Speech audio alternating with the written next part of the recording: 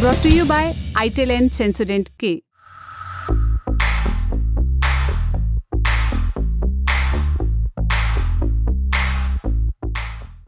Delhi drugs case की बात है।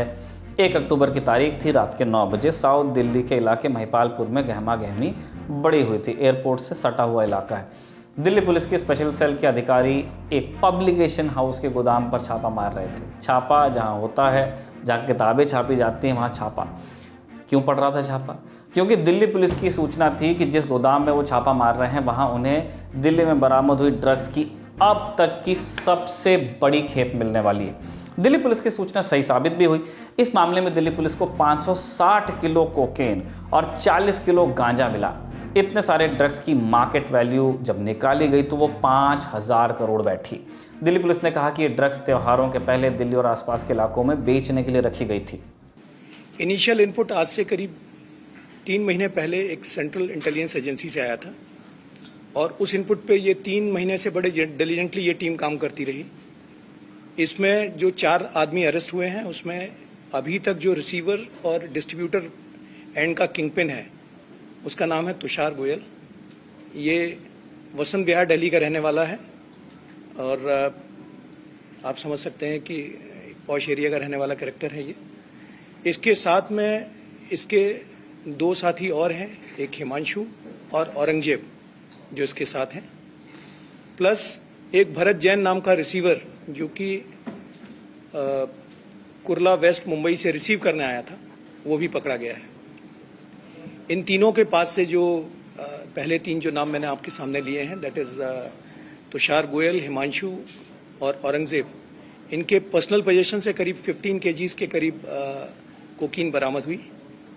ये रिसीवर पकड़ा गया। ये गोडाउन से बाहर निकल के आ रहे थे रिसीवर को देने के लिए, जो भरत जैन को देने के लिए, और जब ये देने आ रहे थे उसी टाइम पर इनको एप्रीहेंड किया गया। पुलिस ने भी बताया कि इस खेप में शामिल कोकेन साउथ अमेरिकी देशों जैसे कोलंबिया, ब्राजील या अर्जेंटीना जैसे देशों से लाई गई थी, जबकि जो गांजा बरामद हुआ वो थाईलैंड से आया था। लेकिन ये खबर तो कल की हो गई। नई खबर है इस पूरे ड्रग्स खेप के मालिक से जुड़ी हुई। SLS और पैराबेन गॉन, तो उसका करंट ऑन। What then? इसके पोटेशियम आयंस करी टूट का करंट गॉन, लाइव का करंट ऑन। मालिक का नाम है तुषार गोयल।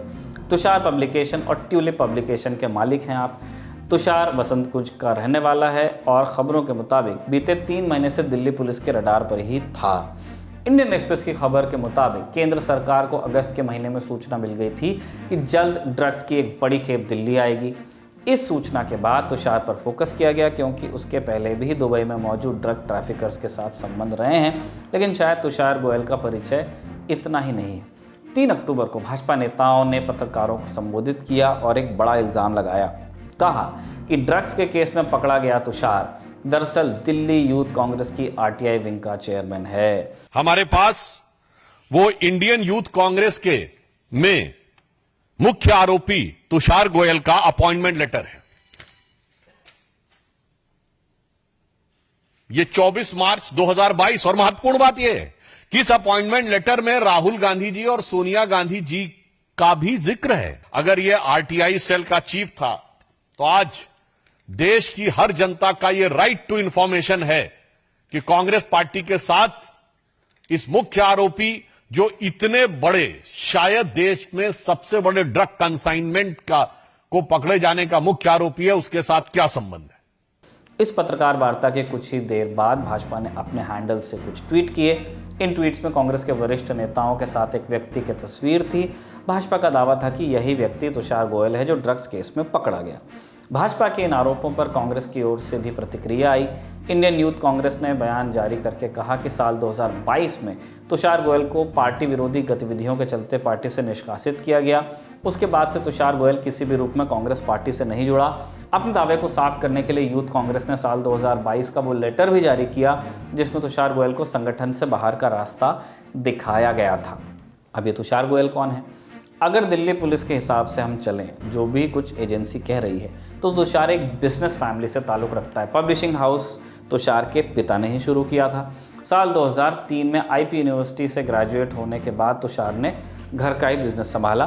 साल 2008 में शादी हुई और विलास से भरा जीवन वो जीने लगा और जीवन में विलास की कमी न हो इसके लिए उसने मिडिल ईस्ट के देशों में मौजूद ड्रग ट्रैफिकर से संपर्क किया और कुछ ही दिनों में वो विदेशों से ड्रग्स लाकर इंडिया में बेचने लगा। इस काम में तुषार अकेला नहीं था, इसमें उसका ड्राइवर औरंगजेब सिद्दीकी और पर्सनल बॉडीगार्ड हिमांशु कुमार साथ देते थे और ड्रग्स का पैसा ट्रेस न हो इसके लिए सारे पेमेंट्स क्रिप्टो करेंसी ईथर में लिए जाते थे। तुषार के बारे में ज़्यादा जानकारी के लिए हमने बात की क्राइम रिपोर्टर से। पुलिस ने जब जांच की तो पता चला कि तुषार गोयल जो वसंत विहार का रहने वाला है, पढ़ा लिखा शख्स है, ये पूरा का पूरा कार्टेल वो ऑपरेट कर रहा था। 2022 तक वो दिल्ली यूथ कांग्रेस के आरटीआई सेल का अध्यक्ष भी था, प्रेसिडेंट रह चुका है। उसे हटाया गया था। आज बकायदा दिल्ली यूथ कांग्रेस की तरफ से एक लेटर जारी किया गया जो 17 अक्टूबर 2022 का है, जिसमें कहा गया है कि पार्टी विरोधी गतिविधि की वजह से तुषार को निकाल दिया गया था। लेकिन जांच में एक बात और सामने आई है कि तुषार ड्रग्स का ये कारोबार कम से कम 5 सालों से तो कर ही रहा था। आगे की जांच अभी की जा रही है, इन्वेस्टिगेशन में ये बात आई है। पुलिस का कहना है कि तुषार एक अच्छे फैमिली से है, पब्लिकेशन हाउस है इनके पिता की। तुषार के नाम का ही एक पब्लिकेशन हाउस है जो इनके पिता चलाते हैं, झंडेवाला इलाके से तुषार पब्लिकेशन। लेकिन ये सब इसने छोड़ दिया और फैमिली का कहना है कि इसको डिसोन कर दिया गया था परिवार की तरफ से और उसके बाद ये विदेश शिफ्ट हो जाता है, दुबई, और वहां इसने संपर्क किया कुछ ड्रग डीलर से और उसके बाद ये कोकीन का व्यापार करने लगा। अब सवाल ये है कि 560 किलो ड्रग्स जो इसने दिल्ली में इकट्ठा किया वो किन देशों से आई। आप सोचिए कि इतनी बड़ी जो रिकवरी है वो किसी एक जगह से एक ड्रग कार्टेल के द्वारा भेजी गई नहीं है, बल्कि जांच में ये बात आई है कि अलग अलग जो स्मगलर्स हैं, जो तस्कर हैं, उनसे तुषार संपर्क में रहता था, उनसे ये कोकीन मंगवाता था और सब दिल्ली नहीं मंगवाता था। कोई यूपी मंगाया, कहीं दूसरे स्टेट में मंगवाया, उसका पेमेंट किया और उसके बाद सारा का सारा जब कोकीन एक बार हिंदुस्तान पहुंच गया तो उनको उसने दिल्ली में इकट्ठा कर लिया और यहां से आगे की जो पूरी सप्लाई चेन थी वो तैयार थी। उसी सप्लाई चेन का एक हिस्सा था जो मुंबई कुर्ला से भारत आया, जिसके जरिए अब पुलिस पहुंची है। इस खबर पर हमारी नज़र बनी हुई है, अपडेट्स आएंगे वो आपको मिलते रहेंगे ललन टॉप पे। अब सुर्खियों पर चलते हैं।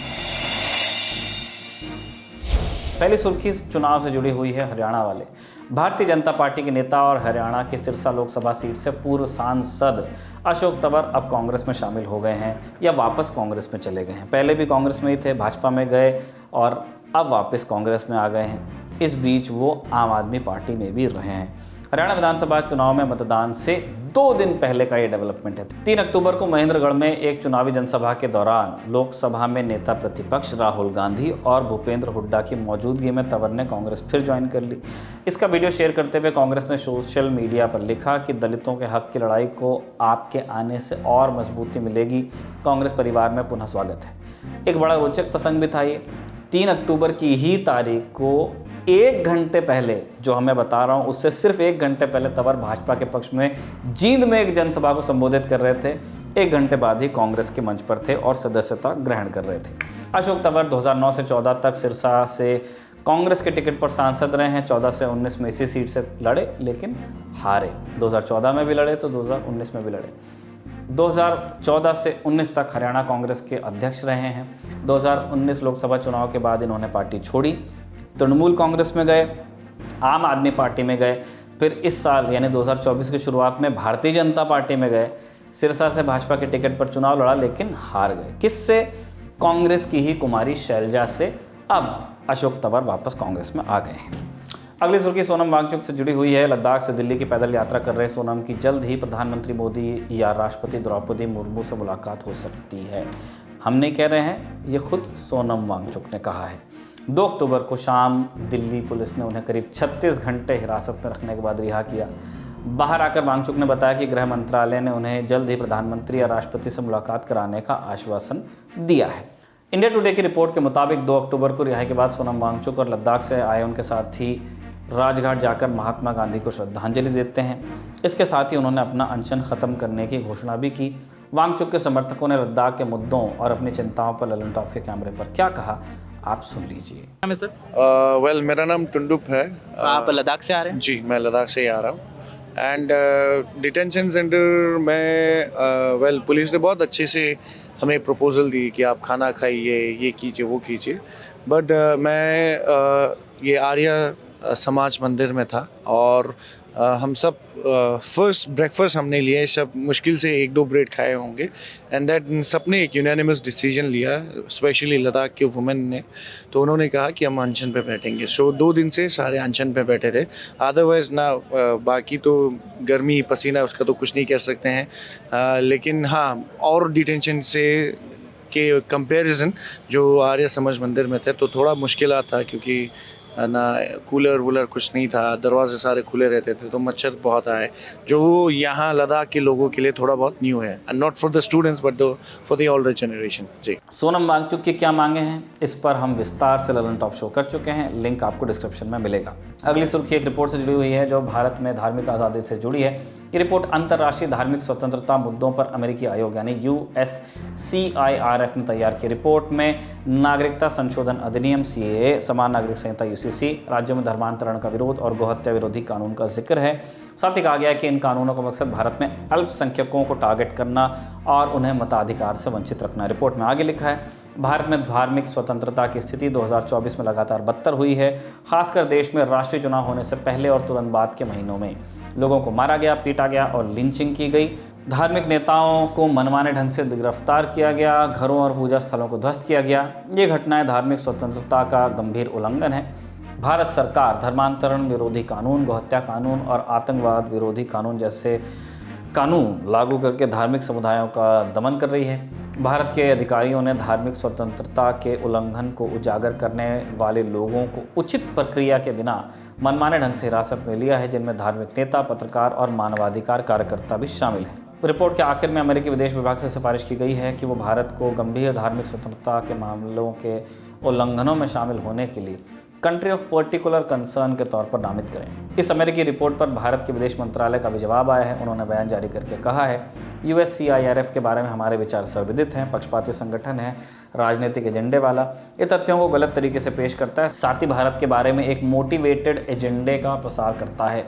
हम इस दुर्भावनापूर्ण रिपोर्ट को अस्वीकार करते हैं, जिससे USCIRF की ही और बदनामी होगी। हम USCIRF से ऐसे एजेंडा संचालित प्रयासों से दूर रहने का आग्रह करेंगे। USCIRF को ये सलाह भी दी जाती है कि वो अपना समय अमेरिका में मानवाधिकार मुद्दों को संबोधित करने में लगाएं। आज के ललन टॉप शो में इतना ही। अपना और अपना ख्याल रखिए। शुक्रिया। शुभ रात्रि।